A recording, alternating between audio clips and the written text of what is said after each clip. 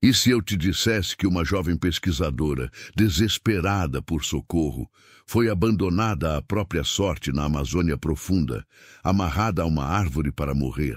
Quando tudo parecia perdido, um vulto surgiu da escuridão, mudando seu destino para sempre. O que levou aqueles que ela confiava a traí-la de forma tão cruel? E por que um completo estranho, de uma cultura tão diferente, arriscaria tudo para salvá-la? Você vai descobrir que, às vezes, é preciso perder tudo o que conhecemos para encontrar o que realmente importa. Escreve aí nos comentários de qual cidade você está assistindo.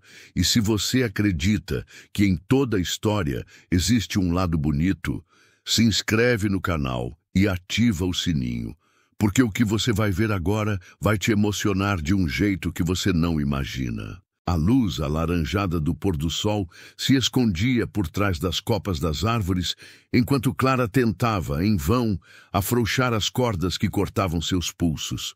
O suor escorria por seu rosto, misturando-se com as lágrimas de desespero.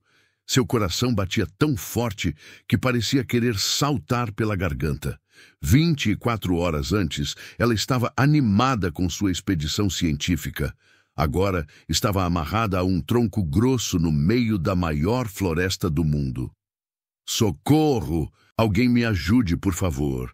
Ela gritou mais uma vez, sabendo que sua voz, provavelmente, só atrairia predadores. O eco de seu próprio grito retornou como uma piada cruel da floresta. Clara era bióloga, especializada em plantas medicinais da Amazônia. Aos 28 anos, tinha conseguido financiamento para uma expedição que poderia mudar sua carreira. Contratou 2 guias locais, Rodrigo e Marcos, homens que pareciam conhecer a floresta como a palma das mãos. O que ela não sabia era que eles tinham outros planos. Tudo aconteceu no 3º dia de expedição. Clara tinha encontrado uma planta rara, possivelmente com propriedades anticancerígenas. Estava fotografando e coletando amostras quando ouviu Rodrigo falando ao telefone em um tom suspeito. Sem querer, acabou escutando fragmentos da conversa. Amostras, madeireira, $10.000. Naquele momento, as peças do quebra-cabeça se encaixaram. Os guias não eram apenas guias. Estavam mapeando áreas para a extração ilegal de madeira e, possivelmente, vendendo informações sobre plantas valiosas para laboratórios clandestinos. Quando percebeu que Clara havia escutado, Rodrigo não hesitou. Com a ajuda de Marcos, agarrou a bióloga, amarrou-a no tronco de uma suma-uma e levou todo o seu equipamento, inclusive o telefone via satélite. "Ninguém vai te encontrar aqui, doutora", debochou Marcos.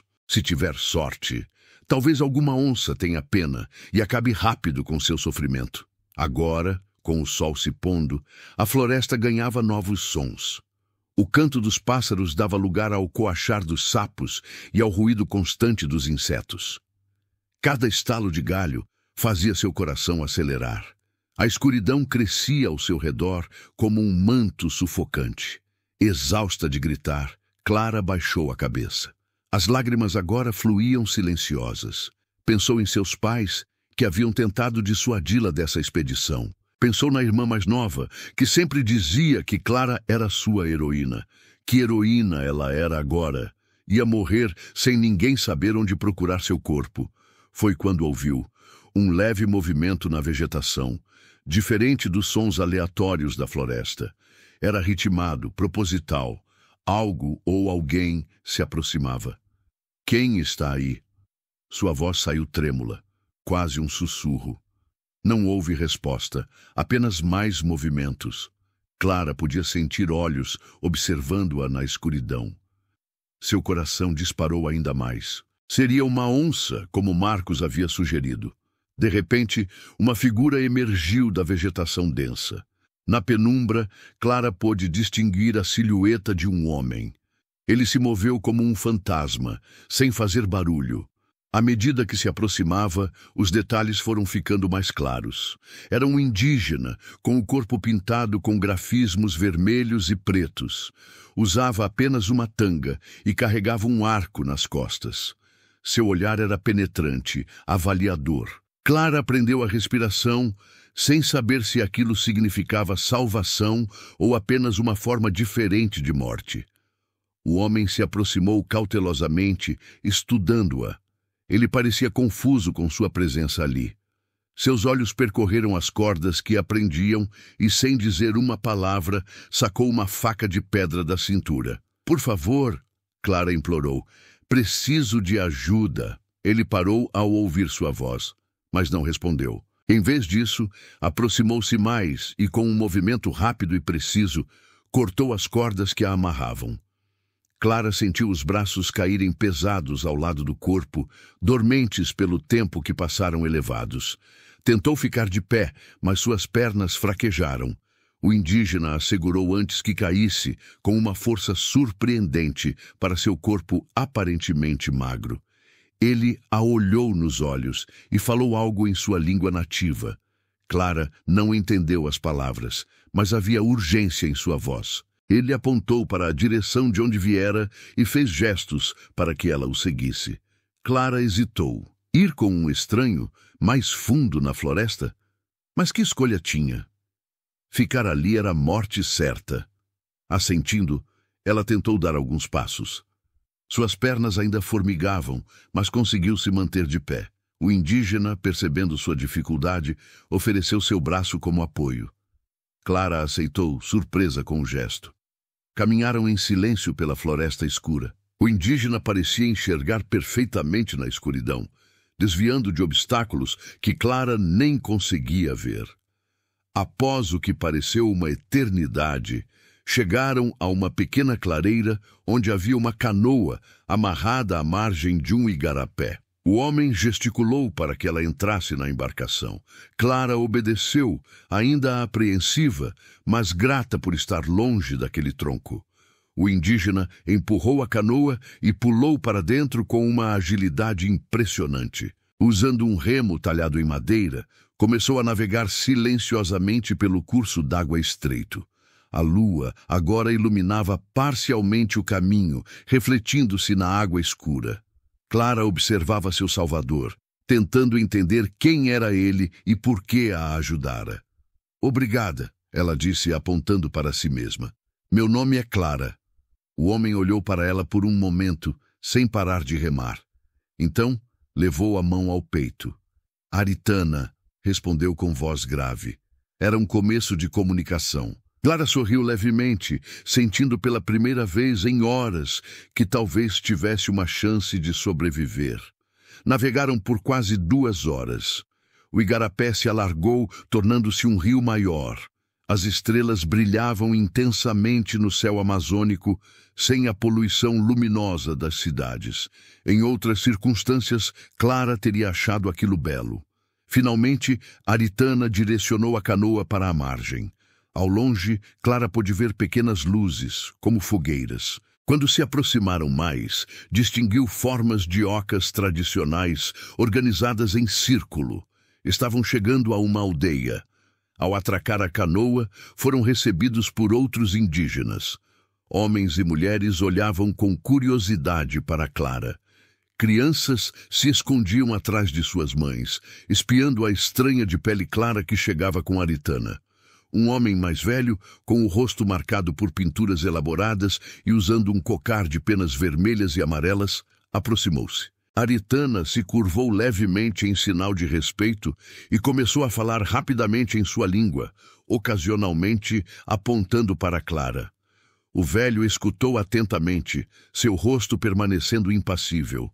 Quando Aritana terminou, ele se aproximou de Clara e a examinou de perto, como se pudesse ler sua alma através de seus olhos. Finalmente, assentiu e fez um gesto para que ela o seguisse. Levaram-na para uma das ocas maiores, onde uma mulher de meia idade a recebeu. Com gestos gentis, indicou que Clara deveria se sentar em uma esteira. Trouxe água em uma cuia e um prato com frutas. Clara bebeu avidamente, só então percebendo o quanto estava desidratada. Aritana entrou na oca e se sentou à sua frente. Para surpresa de Clara, ele falou em português, com sotaque forte, mas compreensível. "Você segura aqui. Povo Arani protege você. Clara quase engasgou com a água.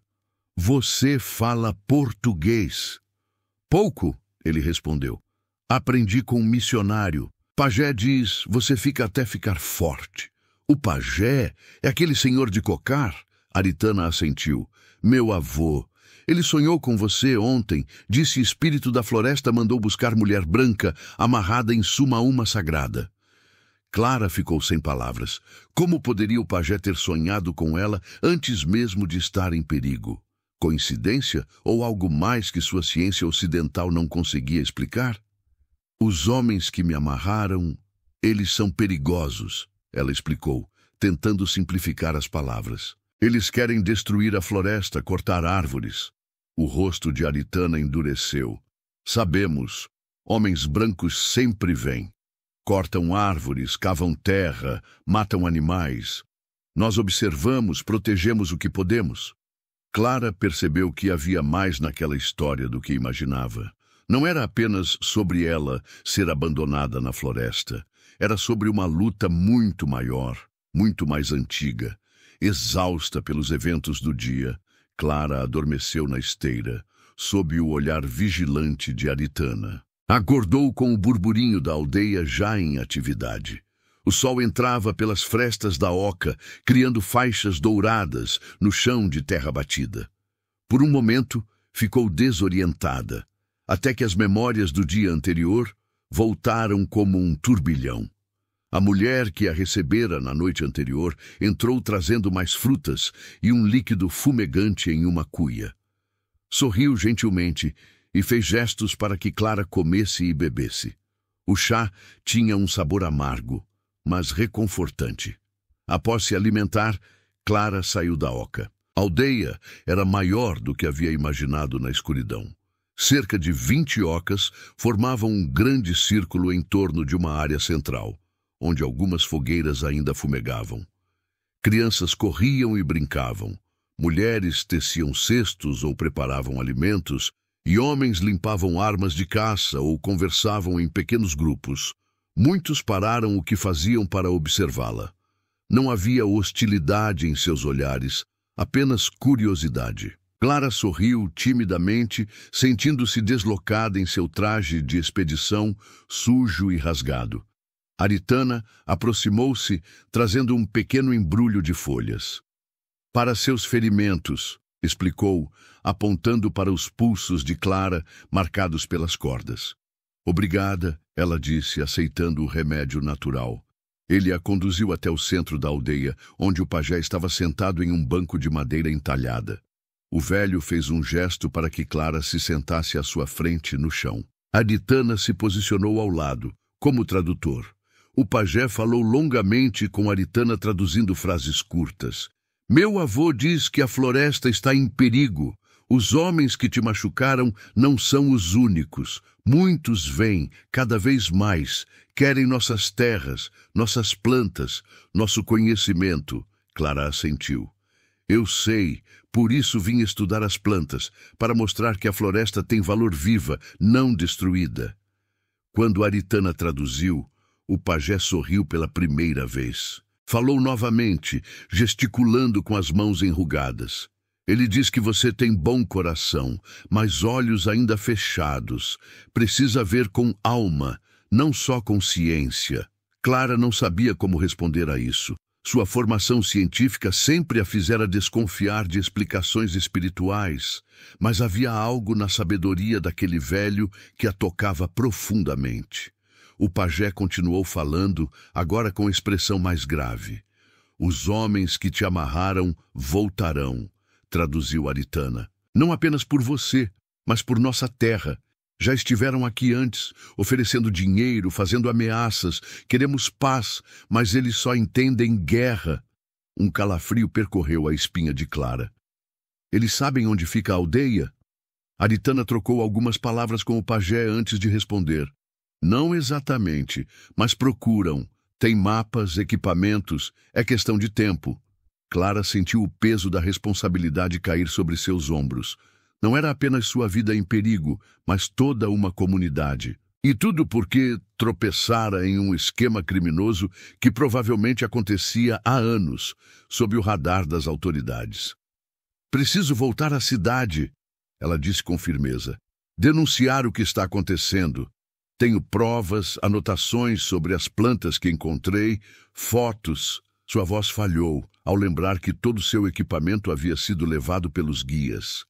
Aritana traduziu suas palavras para o pajé, que a observou longamente antes de responder. Meu avô diz que palavras de mulher branca sozinha são como fumaça para homens de poder. Somem no ar.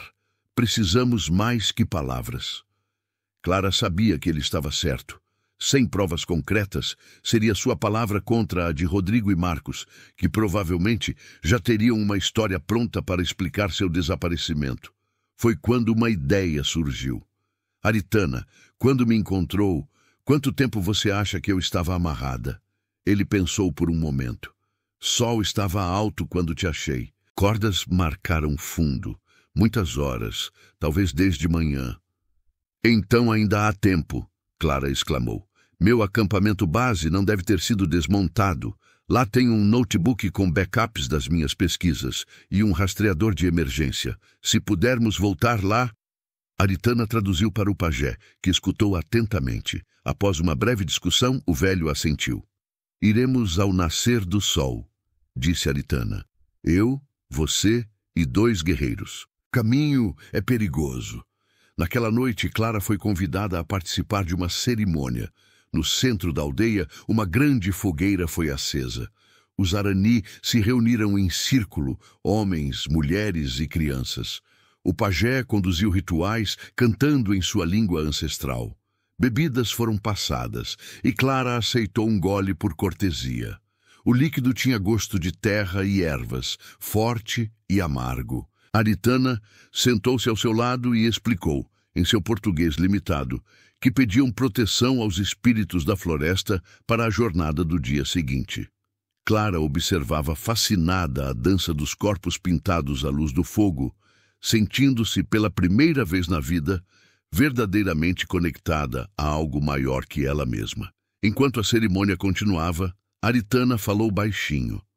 Por que você vem para a floresta sozinha? Mulheres brancas não fazem isso. Clara sorriu levemente. Nem todas as mulheres brancas são iguais, assim como nem todos os povos indígenas são iguais. Vim porque acredito que nas plantas da floresta existem remédios que podem salvar muitas vidas. Aritana olhou para ela com novo interesse. Meu povo conhece muitos remédios. Pajé cura doenças que médicos brancos não entendem. É exatamente por isso que precisamos proteger a floresta e o conhecimento de vocês, respondeu Clara. Juntos podemos fazer mais do que separados. Algo mudou na expressão de Aritana. Uma barreira invisível parecia ter caído. Ele sorriu, um sorriso genuíno que transformou seu rosto sério. A cerimônia seguiu noite adentro. Clara, exausta pelos eventos dos últimos dias, acabou adormecendo ao lado da fogueira. Acordou brevemente quando sentiu alguém colocando uma manta sobre seus ombros. Entreabriu os olhos e viu Aritana se afastando silenciosamente. Antes do amanhecer, Clara foi acordada. A aldeia já estava em movimento, preparando-se para o dia. Aritana a esperava, junto com 2 outros guerreiros. Haviam preparado uma pequena bolsa com alimentos e água para a jornada. O pajé veio se despedir, colocando as mãos enrugadas sobre a cabeça de Clara em um gesto de bênção. Falou algumas palavras que ela não entendeu, mas sentiu seu poder. Partiram quando os primeiros raios de sol começavam a tingir o céu. A viagem seria mais rápida agora, pois seguiriam por trilhas conhecidas pelos Arani, não pelos cursos d'água tortuosos que Aritana usara na noite do resgate. Clara tentava memorizar o caminho, mas logo desistiu. A floresta parecia um labirinto vivo, constantemente mudando. Os 3 indígenas, porém, moviam-se com confiança absoluta, como se cada árvore fosse um ponto de referência familiar. Após horas de caminhada, Aritana levantou a mão, sinalizando para que parassem. Gesticulou para que ficassem em silêncio e apontou para a frente. Clara apurou os ouvidos e, após alguns segundos, ouviu vozes distantes. Vozes masculinas falando português. Aritana sussurrou. Homens brancos, muitos, com armas. Um dos outros guerreiros murmurou algo e Aritana assentiu. Vamos contornar, ver sem ser vistos. Movendo-se com agilidade impressionante, os 3 indígenas conduziram Clara por um desvio na trilha. Após alguns minutos de caminhada cautelosa, chegaram a uma posição elevada de onde podiam observar uma clareira à distância. Clara conteve um grito de surpresa. Na clareira estava seu acampamento base, mas não estava abandonado como esperava. Havia pelo menos 10 homens armados, incluindo Rodrigo e Marcos. Estavam carregando equipamentos em caminhonetes com o logotipo de uma empresa madeireira. São eles, sussurrou Clara, e parecem estar levando tudo embora. Aritana observava atentamente. Procuram você. Homem de barba fala seu nome. Clara reconheceu o homem que Aritana indicava. Era Jorge Mendes, um empresário local que financiava parte de sua pesquisa. Tinha se apresentado como defensor da conservação ambiental, mas agora estava ali, claramente coordenando uma operação ilegal. Precisamos nos aproximar mais, disse Clara. Meu notebook deve estar na minha tenda, se ainda não o levaram. Tem todas as provas que precisamos. Aritana balançou a cabeça. Muito perigoso. Muitas armas. Clara sabia que ele estava certo, mas não podiam simplesmente desistir. E se esperarmos até a noite, quando escurecer, posso tentar entrar sorrateiramente. Antes que Aritana pudesse responder, ouviram um estalo alto atrás deles. Um dos guerreiros havia pisado em um galho seco. O som, amplificado pelo silêncio da floresta, foi suficiente para alertar os homens na clareira. Tem alguém ali! Gritou uma voz. Em segundos, vários homens armados começaram a subir na direção deles. Corram! Ordenou Aritana, puxando Clara pelo braço. Os 4 dispararam pela floresta, mas os perseguidores eram muitos e conheciam o terreno melhor do que Clara imaginava. Tiros começaram a ecoar, ricocheteando nas árvores próximas. Um dos guerreiros Arani caiu, atingido na perna. O outro parou para ajudá-lo, gritando para que Aritana e Clara continuassem. Correram desesperadamente, com o som dos perseguidores cada vez mais próximo. Clara sentia os pulmões queimando, mas o medo a impulsionava adiante. Aritana a guiava com firmeza, desviando de obstáculos e escolhendo o caminho mais difícil de seguir. Quando chegaram à beira de um rio caudaloso, Aritana parou. Temos que atravessar, ele disse ofegante. Clara olhou para a água turbulenta. Não sei se consigo nadar nisso. Não vamos nadar. Aritana apontou para cima. Um grosso cipó pendia de uma árvore alta, cruzando o rio como uma corda natural. Vamos balançar. Antes que Clara pudesse protestar, os sons dos perseguidores ficaram perigosamente próximos. Aritana a ajudou a subir na árvore e a alcançar o cipó. Segure firme, não olhe para baixo, instruiu. Clara engoliu em seco, agarrando o cipó com todas as suas forças. Aritana deu um empurrão e ela sentiu seu corpo balançar sobre o rio. Por um momento terrível, achou que não conseguiria alcançar o outro lado, mas então suas pernas tocaram a margem oposta. Soltou o cipó e caiu na terra úmida, tremendo de adrenalina. Virou-se a tempo de ver Aritana se preparando para seguir o mesmo caminho quando um tiro ecoou. Ele cambaleou na árvore, atingido no ombro. Por um instante terrível, Clara pensou que ele cairia no rio, mas Aritana recuperou o equilíbrio, agarrou o cipó e balançou até o outro lado, caindo pesadamente ao lado dela. — Você está ferido! Clara exclamou, vendo o sangue que manchava seu braço. — Não é grave, ele respondeu, levantando-se com esforço. Temos que continuar. Do outro lado do rio, os perseguidores haviam chegado. Rodrigo estava entre eles, seu rosto contorcido de raiva ao ver Clara. — Você não vai escapar, Clara! Gritou por cima do rugido da água. Ninguém vai acreditar em uma louca que diz ter sido sequestrada por índios. Clara quis responder, mas Aritana a puxou para a proteção das árvores. Continuaram em ritmo mais lento agora, com Clara ajudando Aritana a caminhar. O ferimento sangrava continuamente e ela podia ver que ele estava ficando cada vez mais pálido. Precisamos parar e tratar isso, ela insistiu. Não até estarmos seguros, ele respondeu, mas sua voz estava fraca. Finalmente, quando o sol começava a se pôr, chegaram a uma pequena caverna escondida por trás de uma queda d'água. Aritana colapsou assim que entraram, sua respiração superficial e rápida. Clara rasgou parte de sua própria camisa para fazer um curativo improvisado. O ferimento era mais sério do que Aritana admitira. A bala havia atravessado o músculo do ombro e ele havia perdido muito sangue. Precisamos voltar para a aldeia, ela disse, limpando o suor da testa dele. Você precisa do pajé. Aritana sorriu fracamente. Caminho é longo.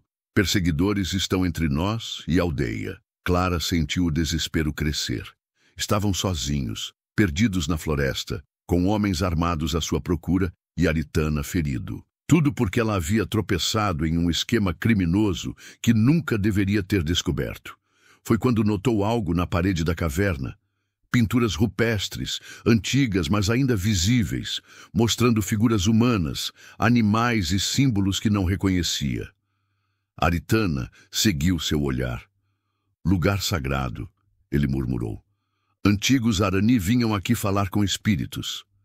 Clara examinou as pinturas mais de perto. Uma delas mostrava uma figura humana segurando o que parecia ser uma planta, cercada por outras figuras em posição de reverência. — O que é isso? Perguntou, apontando. Aritana olhou com interesse. Planta sagrada. Cura feridas. Afasta a morte. Uma ideia surgiu na mente de Clara. Você a reconheceria se a visse? Sim. Pajé usa em rituais de cura. Cresce perto de água. Clara pensou na pequena cachoeira que ocultava a caverna. E se estiver aqui perto? Se este é um lugar sagrado, talvez a planta também esteja. Aritana tentou sentar-se, mas o esforço o fez gemer de dor. Pode ser, mais escuro agora. Vou procurar, decidiu Clara.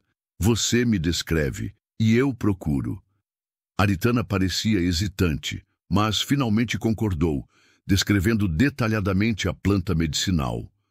Folhas em forma de estrela, caule avermelhado, crescendo sempre em grupos de 3. Clara saiu cautelosamente da caverna, mantendo-se agachada para não ser vista. A lua cheia fornecia luz suficiente para que pudesse examinar a vegetação ao redor da cachoeira. Após quase meia hora de busca infrutífera, quando estava prestes a desistir, viu um pequeno grupo de plantas que correspondiam à descrição, crescendo entre as rochas úmidas. Colheu várias folhas e retornou rapidamente à caverna. Aritana sorriu ao vê-las. Você tem olhos bons, ele disse. Agora precisa macerar, misturar com água. Clara seguiu suas instruções, usando pedras da caverna para triturar as folhas até formar uma pasta esverdeada. Aplicou a mistura diretamente no ferimento, depois refez o curativo com outro pedaço de sua camisa. O efeito foi quase imediato. A expressão de dor no rosto de Aritana suavizou e sua respiração ficou mais regular. Ele segurou a mão de Clara. Obrigado, disse simplesmente.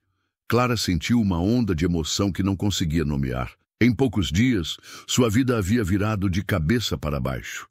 As certezas científicas que sempre a guiaram pareciam insuficientes diante da sabedoria ancestral que acabara de testemunhar. Passaram a noite na caverna, dividindo o pouco alimento que restava nas bolsas. Clara montou guarda enquanto Aritana dormia, recuperando as forças. Ela observava seu rosto à luz tênue que entrava pela queda d'água, percebendo pela primeira vez a nobreza de suas feições, a paz que emanava dele mesmo em circunstâncias tão adversas. Ao amanhecer, Aritana estava significativamente melhor.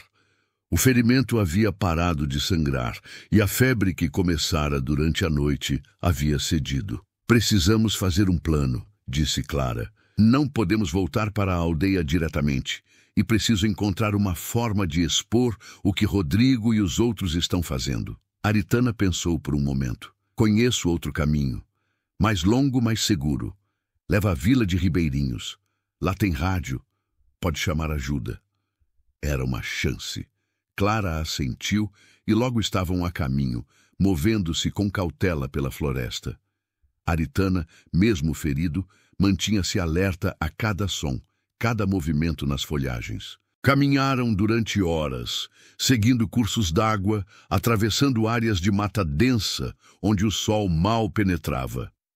Clara já não tentava memorizar o caminho. Havia aceitado que, sem Aritana, estaria completamente perdida. Foi no meio da tarde quando ouviram o som de um motor. Aritana imediatamente puxou Clara para trás de uma grande árvore. Segundos depois, um barco passou pelo rio próximo, com vários homens armados a bordo. Reconheceram Marcos entre eles. Estão patrulhando os rios, sussurrou Aritana, procurando nós. Esperaram o barco desaparecer antes de continuarem, agora ainda mais cautelosos. O sol começava a baixar quando Aritana parou subitamente, levantando a mão. O que foi? Perguntou Clara, tensa. Aritana apontou para o céu. Fumaça, muita fumaça.